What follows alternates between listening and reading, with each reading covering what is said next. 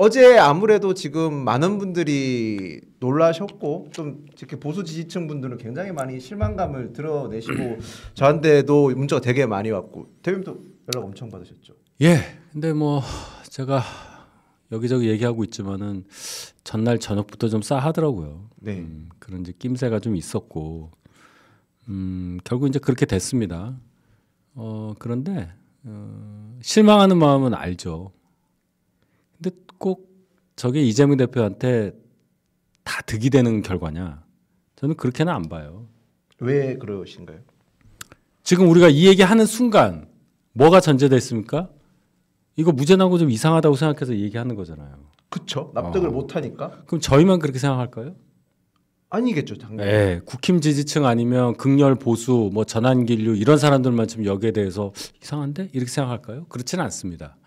상식을 가진 일반 국민이라면 아니 1심에서 넉 달 전에 징역 1년인데 이번엔 전부 무죄, 좀 이상한 거 아니야? 다 생각할 거예요. 네네. 제가 법관에 대해서 재판부 판사에 대해서 뭐 비난하고자 하는 건 아닙니다.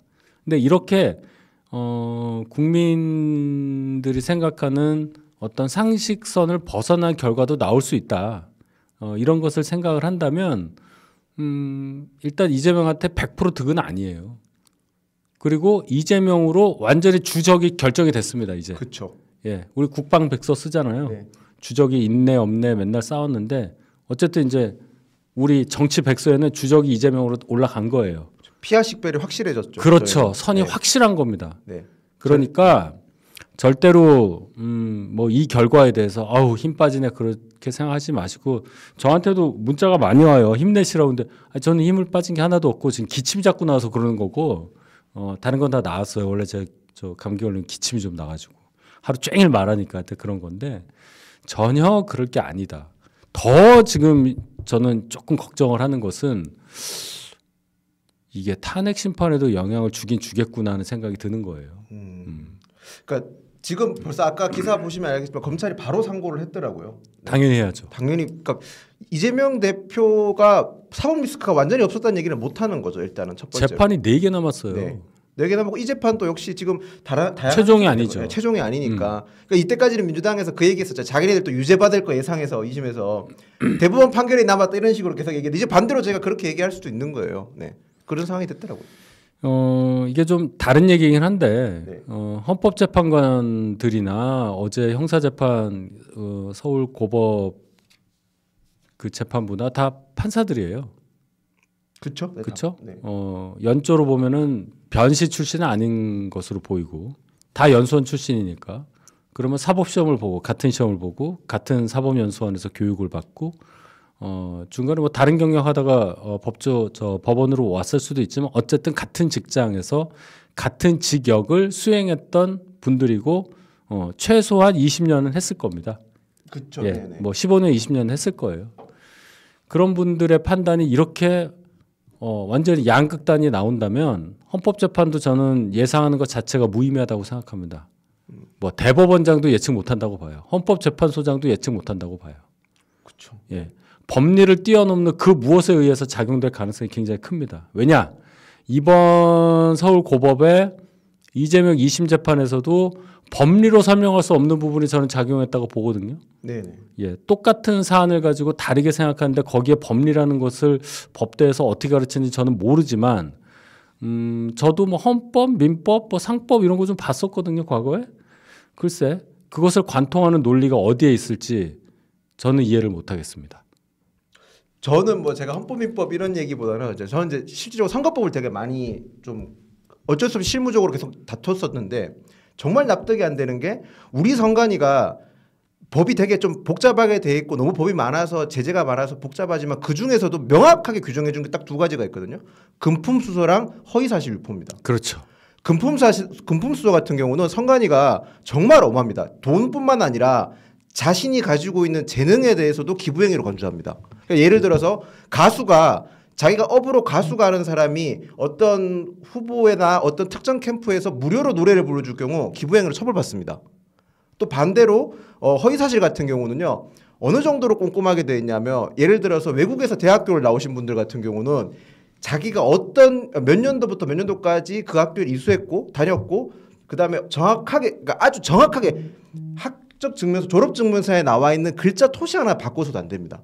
똑같이 옮겨야 됩니다. 그만큼 허위 사실에 대해서 굉장히 엄격하게 돼 있고 예를 들어서 뭐 자기가 정확하게 어떤 직장 다녔을 때 직급 있지 않습니까? 그 직급에 대해서 3급 상당, 뭐 상당이라는 표현을 안 쓰는 것만으로도 허위사실로 처벌받게 돼 있을 만큼 허위사실에 대해서는 굉장히 엄격하게 처벌하는데 전 이번 판결 보면서 앞으로 선거 치르면서 허위사실 유포에 대해서 어떻게 처벌할지 아니면 어떻게 법에 재단을 할지 좀 의문이 되게 많이 가지게 되더라고요.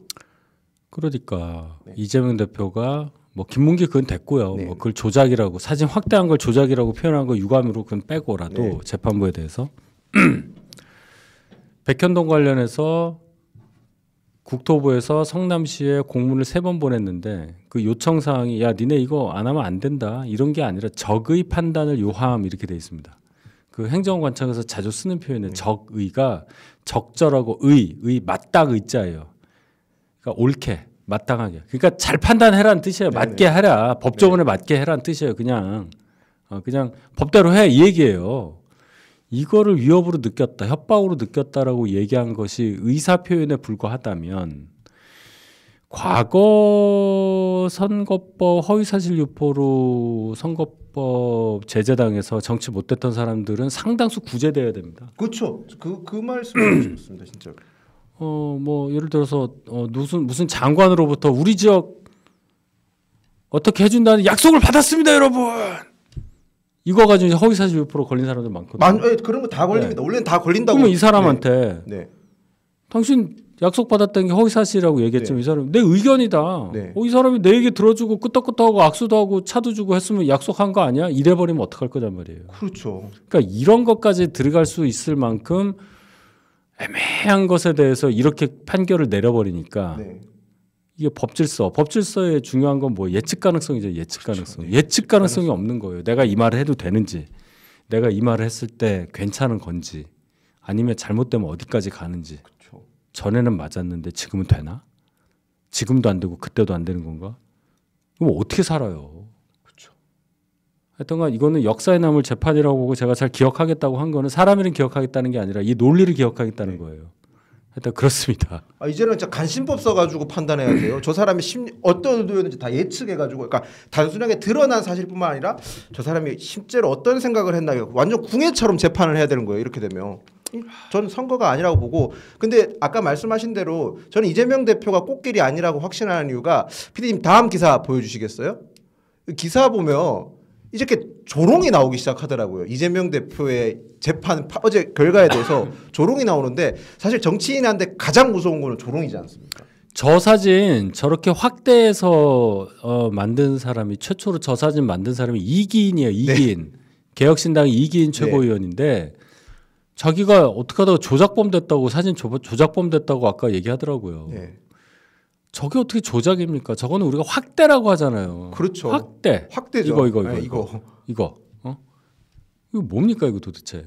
조작이라고 하는 것은 저기의 말이에요. 얘를 저기 조작이 되려면 이재명 대표 모자에 저 볼마커 골프 칠 때 쓰는 저게 없었는데 저걸 넣었거나 뽀샵으로. 그렇죠. 네. 김문기가 저 중간에 없었는데 있거나. 저기 예를 들어서 뭐 다른 사람이 있었는데 지우거나. 뭐 그래야 조작이라고 하는 거 아닙니까? 그렇죠.